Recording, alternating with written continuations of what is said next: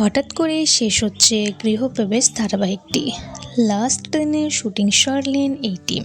কিভাবে শেষ হলো গল্প, তো চলুন বিস্তারিত জেনে নেওয়া যাক। 2024 সালে ডিসেম্বর মাসে আরম্ভ হয়েছিল স্টার জলসার জনপ্রিয় ধারাবাহিক গৃহপ্রবেশ।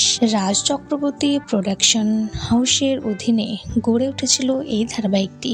আরম্ভ হবার পরে একেবারে জিততে পারেননি এই মেগা, কিন্তু তারপর ভীষণ পরিবর্তন আনে এই ধারাবাহিকে।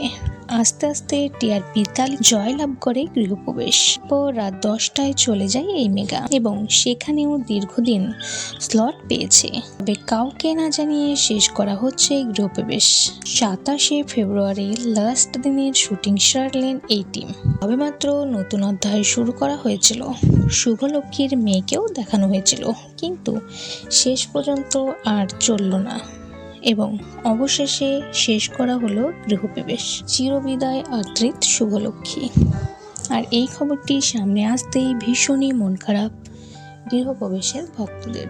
তো বন্ধুরা, আপনাদের এই বিষয়ে কোনো মন্তব্য থাকলে অবশ্যই কমেন্ট করে জানাবেন। ভিডিওটি ভালো লাগলে একটি লাইক করবেন, চ্যানেল সাবস্ক্রাইব করে পাশে থাকবেন।